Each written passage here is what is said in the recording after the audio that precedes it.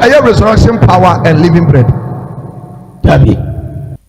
If it's a own say, and once I'm that sorry, yes, sorry if you hold that. Yes, sir, prophet. Ya Awurade Nyankopɔn eka ho asɛm. Yes, sir, prophet. Enti emu yan sɛ bɛka bibi wɔ ha. Onim dada ɛna na me bɛka bibi wɔ ha. Mo bi dabi me pastor ma ekura me a ɛyɛ secret. Ana wo pɛ sɛ yɛ bompa yɛ boa no. Ne bɛka na bonte. Bono ma no. Akura ketekete sa. Awurade fa no bɔ ne nkyɛ no. Awurade fa no bɔ ne nkyɛ no. Ɛna nneɛma sesante sɛ kane no. Enti Awurade fa no bɔ ne nkyɛ no. Oye papa panimu obani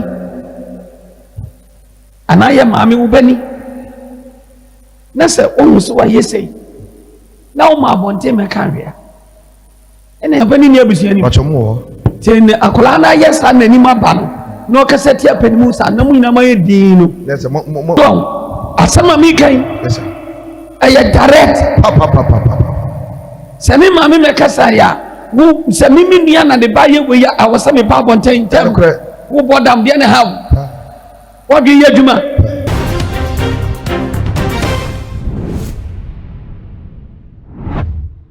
Abusunya sabre dem gidi se wonya video no bi ahwe ne course so our resurrection power ayesofo Anthony Kodwo Boakye na asori dem on an kwese the demonstration checheche ya mabu na wo ho ade hye so wo mo kire se accountability ade a enkoso e wa asori dem wonti wo mo mpene ma asori ene aforba bia enkoso no be sure se sa video no wani atwa bi so ene se me no e ka say so for penny nations prophet Opambour edina no ababeto sa ensem no fei abronye so ya ababeto monte so se sabre da police for ensa kana se me no ka say kwa de the lawyer babonte a wo kire se wonnim bebi a ne client no ewo no no so waka ho ensem a wabia ensem wani ene bibia ensem no pumasi bepa ewo no wode aba me de bibia beso mo mesere so me subscriber to me so too much age kai so de be on be ka ho sa no upload ni to mpa woni first person ya won sa ebedi kan akabi ebusunya se ebo e de ra yensem no mu de afi se sofo Anthony Kodwo Boakye eda na editor na woja asore no nani ye nyina ye hu enchichemu ya ebepie mu e wa asore ma se me no ka se ikwa ne yire ya na woda na chire kra ate ne ho de afi asore mo no so akwakote ne de bibia ekoso na kwasi edai e na mabu na ewo asore dem wo bufu yi e wo mo kire se asore ne sase wo mo eto afi se papa ne wi e be mfie mienu nie ka papa ne tias na de a wo ye ho ade pa ne kuntabu o ene ye no afra asore mpanifo wafra mabu no wafra obi fa asore ne hu nyina atena se na wabu nkuta fefe de aso na afro mahu ne ekọ ene ne ebe nyina na so fi se papa no efi mu besi ne wo ma bona ayehwe buada nsem papa bia emfi mu emba nu tikwasi edai ene wo mani every year pe se mpanifo se wo yem ya na wamfe wo se a ye hu nti wo mo fi wo mo se e de kira asore mpanifo no epo Anthony Kodwo Boakye emma woja wo mo wachire ye demonstration enu achi no Anthony Kodwo Boakye eba be kasa ye kire se ensem wo ekọ so e wa asore dem wo no kwasem ne se eye ensem a asifim ye pa wo no kra na ne ewu se wo ne nipa no kra anasa wo address sa issue no na ensem no wo mpanifo bi ho a wo mo hwese bi papa bi ebefiri mu aba se me no e ka se de panimu ya ensem no e wo no ho no ene nations prophet 1 wo Opambour aba bonten abekasa kire se sa ensem no ni nyina aba begu nanim ya wo di hu dwuma enu ti Ghana fo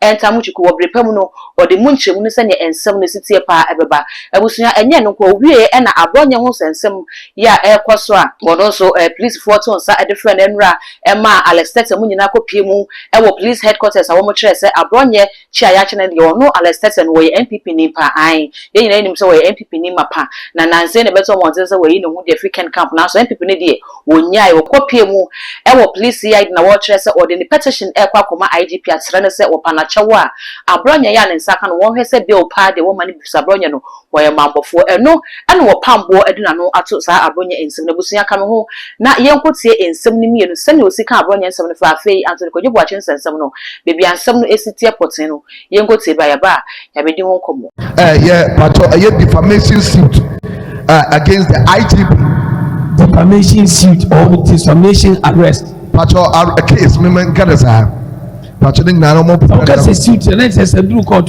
mo de ne court pato omo de ne ko na yenya mfa ne nduru ho a enye suit Matthias that's a case yeah yes a prophet it's a pato mo tell say waka nsem bi a egu IGP ho fi ensem no enye no kure it's a prophet pato o macho pato na no mete ene o se mo free o ma yina free CID edna ko NIB prophet pato o wa ban se omo chenda be pacho no na news re ba bonten pa omo chene no adia ana omo chene a chena na ma bonten ana odi from pacho da bi na pacho no no mo saso ni mo news re ba bonten pacho ti no no mo yin fi ai friends and CID and ko NIP pacho okay cassette ya IGP odi from pacho ene e video so IGP di kan cassette ya nana odi from pacho da bi IGP ni kan cassette ya pacho da bi adwuma na hoye pacho ene atem de die pa ene ne su kakra ka woro nyina odi ama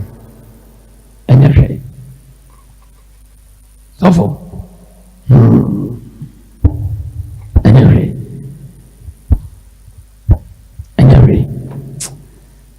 Gabarasa atemde na say dos no na meka no asem penimfo nim tie buo no na meka ntina mjina wuti eye too much ensem ya na ehu nim faso se be fi ya no aba ntia na se ni ba na be kan ana okura wo ka bia che no kura dia ensem we na obi ye na djuma penyina enti se Ghana fo nyina police oda no prophet ni mfie kura nya asem ketwa odi ya na fa na djuma kura nto nhwehwe mfie awadi eni tira mjina wodi no eni tira ene Ghana se be dudu na mfie awadi akwala kura no didi watem kan kwasi asem ye do bi bia kire prophet abana nhwe ankorete sad no man be say ene onyankopon sira pa be from my name because the way ja anyone na ni no onyankopon ama onkon na ware wasase no eno ni pacho eno si yentwam free bible yentwam free emransem ni eda so bible ni na oman mu no prophet ene agisa akora nya phone enya data yes akora kitu bi kura cassette o man kete na say aso na no pa de sip ade na mo fa nkyere mi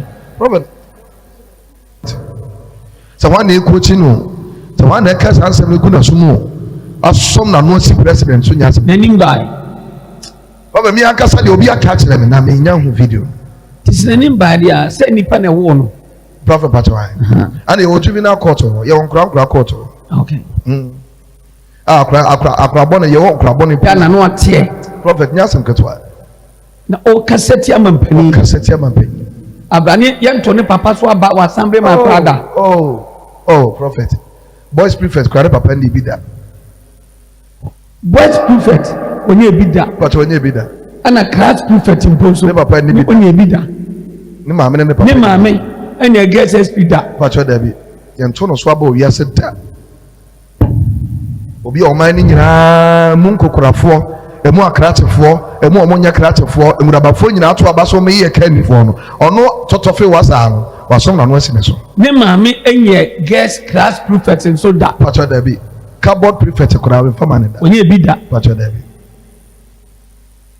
odidi ye yewura mampani atem pacho an prophet la su kono mano akora ketekete sa ero ne fa no boni nche no ero ne fa no boni nche no ene ne ma sesante sakane no enti ero ne fa no boni nche no oye papa panimu obani anaya maame obani na se onu so wa yesei na o ma bonte me kanria ene se onu ne ya adwen pacho mo na mo se na chi very good mo na mo se na chi enti no kra prophet akra ne so asa na so twi bi Ghana mra na menim se de city e wo se mra no ma kwan na akra keto asa ibi sa ne maame ne papa nyina ibi so mo questions ana me chese ade ne ba bonte na sawofo ni nim ho hwe a mo kasa enti se ne maame me kasa ya abusua no ne maame oni nua pacho onia papa ni nua pacho onia abusua pa ni nua abusua ni pacho mo ho tene akola na yesa na ni ma ba no kasa ti apanimu sa na mu nyina ma ye din no let's mo seda ana mo ta akra na chi me adwene da metirimo no aya na ye different na ono oni nyansa no omo pema sempa na ono ya jimi so no di bi omo se me papa e bi so omo adwene nge papa na mo papa nkase obi mu so asama mi kan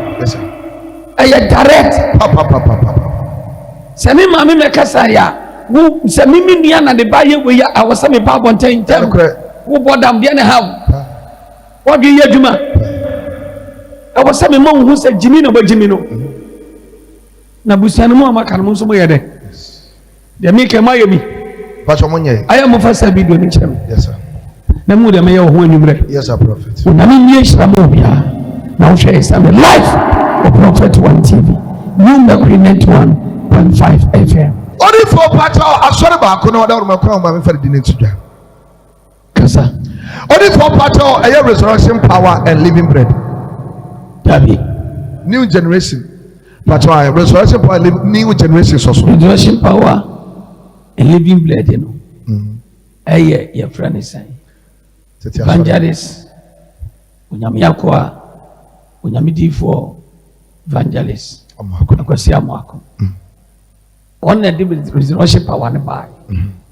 Anna, the assistant pastor, and free mono. Yes, sir. It was or they living bread and a sauce. Maybe, sir. A teacher seemed to be refi. And the Russian power and living bread, you know. A soria. Yet it's a soria when you meet to meet him. Yes, sir. Now, that the resurrection bed now come once. But away a new generation. New generation is away.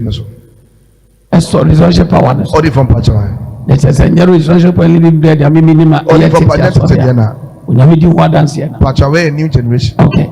Yes, sir. Now, only for Pato, and say anthem, and almost of a penny we. Pato must see a catana chikura. Now, only for Pato, and only Yana demonstration can see me. I was sorry for you. Me Pato and sorry mano and a now me Pato must have been say. Every almost of a penny in Tiasiano. Then you accountability there on Fendia and it sent Pato Opua Conta. Efa assurance Casamo and it's Cassan Abba. Then it is Canaya, send the Sifa, Patona so penino or Taya Pa.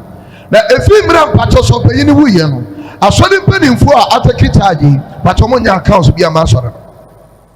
And it's a Cassan Abba. Now, so for men, I take it charge. Yeah, original Namini Panenim. And I saw for no winning a year, sorry. Pato and then associate pastor, and almost said any Papa say win agent name.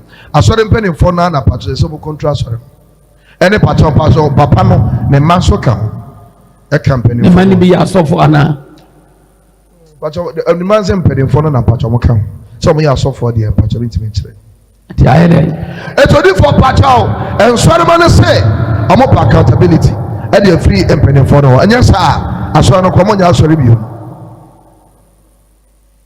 Now, we are the prophet Pato, Omumu Akonta Bakukura and Solomon.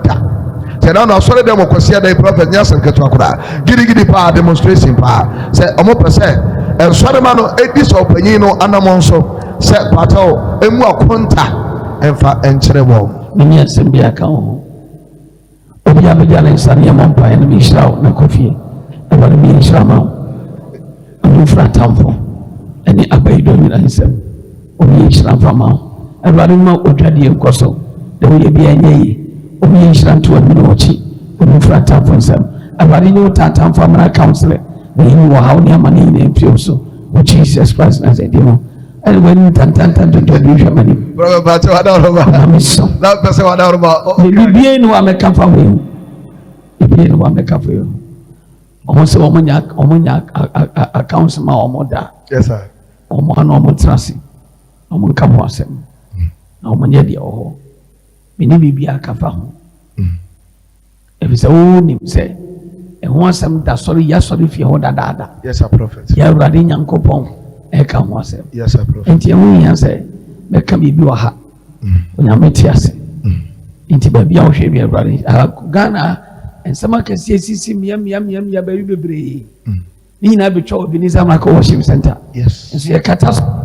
I will be in Tibia. To him dada. But Yana, me back a baby.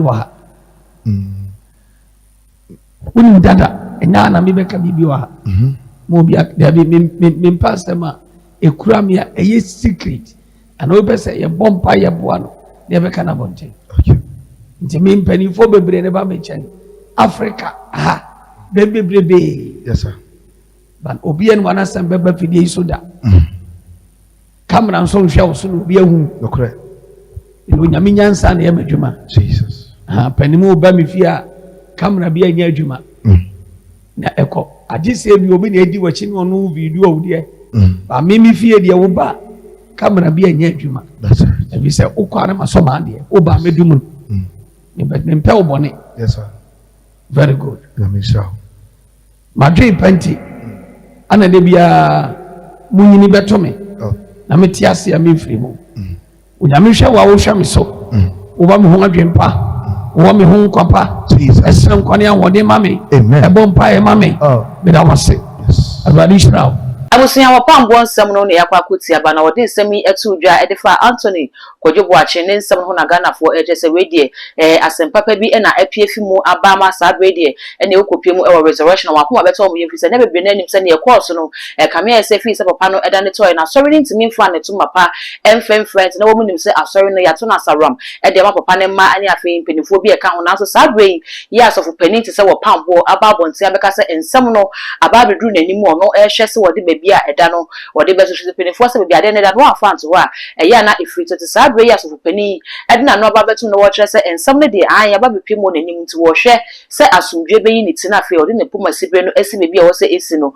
akwakoye enigisam eda ma resurrection for no hu se sa bre de asɔre no ewo anidaso a se ne na ebi mu esusu se empo asɔre no ebese na ebe basa no sa bre de sa nsusu ne nyina ebebo mu tiri so mo konkumwa ena ebeka wo mo so we ne ensam ya Ghana fo ekyere wo madwene wo after some who say video yi Opambour edna not ma babeto monte so make sure say won so obeja wo comment e wo comment section ho dia ma me na fe when me subscribe button so too much GH ya kai say wo de bell no ebeka ho sa no upload me to on the first person ya won sa everyday can be all the social media platforms so ko wa too much GH oh subscribe no like it na wa share na wo nua bi so enye bi ahwe dark gold enemy din makra